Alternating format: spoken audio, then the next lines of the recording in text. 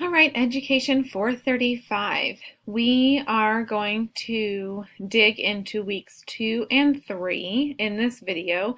So I'll kind of walk us through the expectations for the weeks 2 and 3 within your syllabus. And I also just want to make sure to let you know that I do encourage that you continue to turn in things weekly. I know we're a little bit off since you're getting week 2 now and it's week 3, so you're getting 2 weeks combined. So what I'm going to do moving forward is everything within the first half of the term, so weeks 1, 2, 3, and 4, is going to be due Sunday at 11:59 of the 4th week. And then everything the second half of the term will be due Sunday 11:59 Sunday of the 8th week. So there are 2 official turn-in dates, but I definitely encourage that you continue to follow the weekly timeline just so that things don't build up, because they can definitely build up quickly. So let's take a look at where we're at for weeks 2 and 3. So I'm just going to start at week 2, and we'll look at what needs to be done. I'm going to turn this on so that you guys see it as I would see it for the student view. Okay, so let's take a look down in our syllabus in week 2. So here's what we're going to be working on this week. Reflecting on current math instruction in your field experience classrooms, or where you're at currently. Connecting the course content to your field experience. Grapple with a problem-based task and then differentiate that to meet the needs of students in your future classrooms.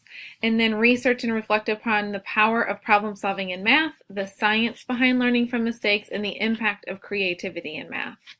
And those will be assessed through these measures. So we'll have our discussion board, our problem-based task, which is going to be in your interactive notebook, as well as notes and reflections about chapters 1 through 3 in your Math Mindsets textbook. And that will also be in your interactive notebook. And then you're going to have a math lesson observation. So let's go back and look at your second week content. You will see that you have week 1 and 2 here. All right, so here's your discussion board prompt for week 2. So week 2, you are looking at the first 3 chapters of your Mathematical Mindsets textbook. In these chapters, she discusses the science behind the brain and math, and in particular, the power behind students grappling with problem solving. So by grappling, I mean struggling with, having to work through problem solving, that they don't know the for sure answer or a specific path to take to get there. It's about the student creating the journey between the problem and the solution. The critical piece connecting the science to classroom is that growth mindset. So if you are encouraging and creating a problem-solving rich environment in your classroom, growth mindset is critical. It's difficult and students will struggle if you put a problem-based task in front of them, yet they're very fixed mindset oriented. And so as soon as they start to struggle, they'll just shut down. Versus students who are fostered to have a growth mindset, they see a problem and they have a higher level of resiliency to tackle that problem, and then they're able to work towards a solution. So I want you to discuss the level of creativity in math that you're seeing in your classrooms. So if you're in a classroom right now as a TA, reflect on it in that role. If you are in a field experience, reflect on it in that role that you're observing. And if you're not in a classroom at all, then I just want you to think about your classroom experience in math. So discuss the level of creativity.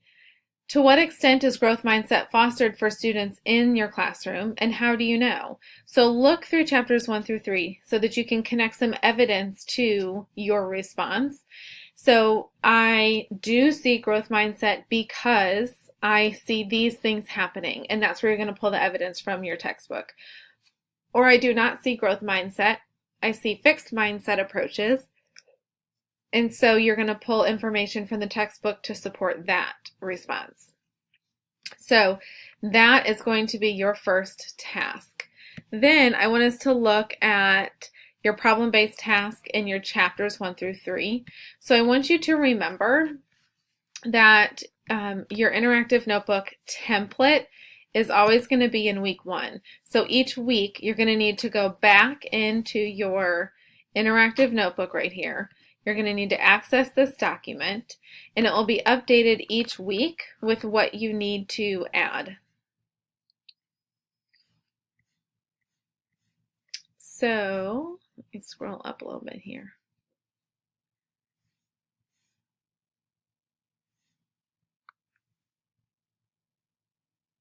There was week 1 that should have been finished already.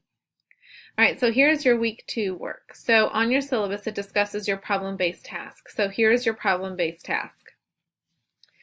So each figure in the pattern is made of regular hexagons that measure 1 inch on each side. Train 1 has 1 hexagon, train 2 has 2, and the pattern continues. So here are your responses that I'm looking for.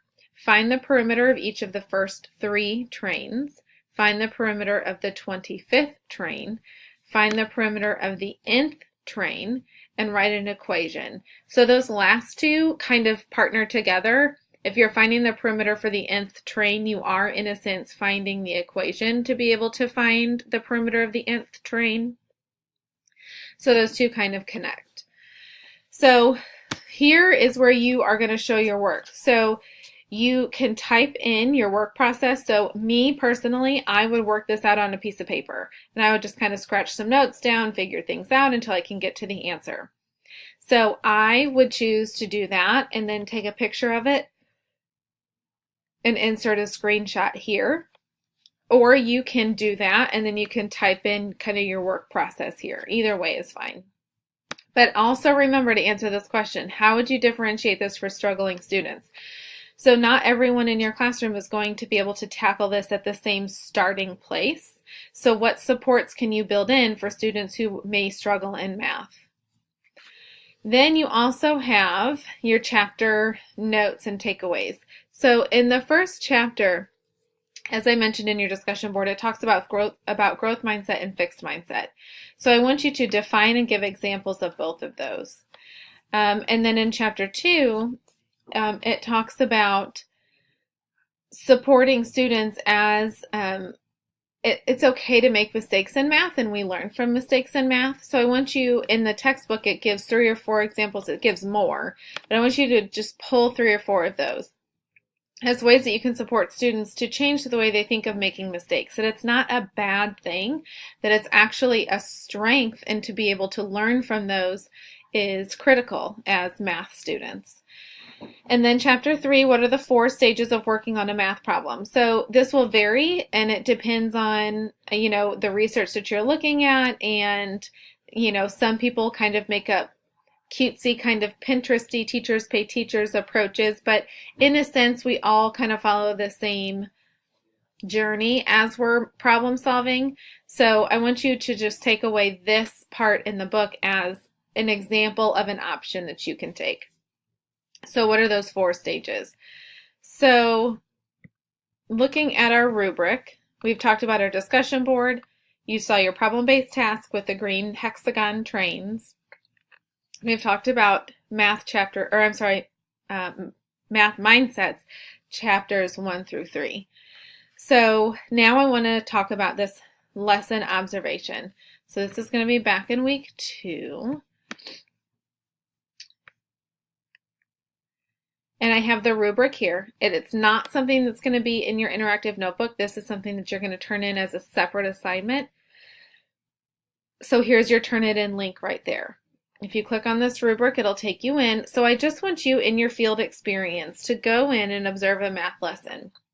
If you are not in a placement, either as a TA in a school or in a field experience through a Campbell class that you already are participating in, or your practicum or whatever it may be, if you don't currently have a placement to see a live math lesson, please send me an email, and if we can't get you into a classroom, I can send you a video. But in looking at that, here's what you're going to take away. So this has to be no less than 2 pages, and by 2 pages I mean to the end of the second page. You're going to write a summary of the math lesson. Make sure that you're including what is the standard that they're teaching, What are the standards of mathematical practice that they have implemented? And you can look back to week 1 for that. And what is the summary of the lesson, including teacher and student actions? So here's the standard that they're teaching. Here's the standard of mathematical practice that they're implementing. This is what the teacher is doing, and this is what the students are doing in the course of the lesson.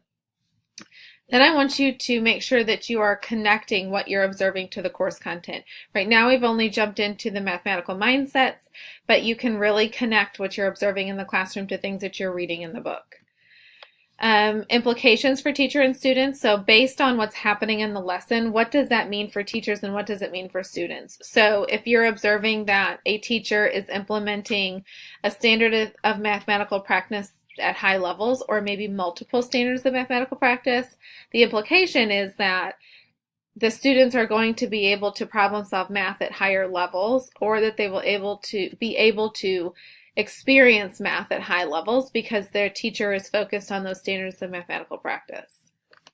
The reflection, just what is your takeaway from the observation? And then questions. What is at least one question, and make sure it's related to the observation or the content that you're connecting to your observation. And don't just make it a surface question of, how can I make sure that I teach math this way? I want you to make it a true reflective question about the observation or the content, something that you're wondering about. So again, if you're not in a placement, please reach out so I can get you in a placement. All right, now I think I'm going to have to get out of student preview because it's not showing week 3, but I will get it out for you guys to see. So we're going to take a look at what's in week 3. All of that was in week 2 so far. This is going to take a little bit of time. So week 3 has a discussion board. While that's doing that, let's go ahead and take a look at the syllabus. Week 3 is a discussion board, a problem-based task. You'll always have that, both of those. Your interactive notebook, and we're going to start looking at tutoring groups. And then this is your Guiding Children's Learning of Mathematics chapters. That's what GCLM is. So we have quite a few learning outcomes this week because we're going to start planning around starting a student intervention group. So your outcomes are that you'll reflect on current math instruction and connect it to the course content. You're going to grapple with a problem-based task. You're going to design and implement a small intervention group based on math assessment data and built around best practices. And so that is repeated in these next couple of outcomes. And then you're also going to research and reflect upon mathematical mindsets, rich mathematical tasks, and equity in mathematics. So as we go back, we're going to go into weekly content. This will show week 3, and I will make it available for you guys to see. My apologies that it was not. All right, so discussion board. Regarding the 6 equitable strategies in Chapter 6, so specific to page 102 to 109, speak to the degree of which you see these in your practice. And so if you're not yet in a placement, then you need to speak to the degree that you saw those as a student in the math classroom. Also regarding the strategies, what was the main idea you learned? What is something that you were struggling with or have questions about? How could these ideas of the strategies be used in your future classroom? So look at those 6 equitable strategies and speak to the degree that you see them in your practice. And then, so you're kind of have a multi-part question. 1, speak to the degree that they're in your practice. And then as a whole, what is the main idea that you've learned? Something you're struggling with, and then how can they be used in your classroom? So you have 4 responses for this discussion board. Remember to post and reply because you get points for both. Okay. So let's see. We've talked about your discussion board.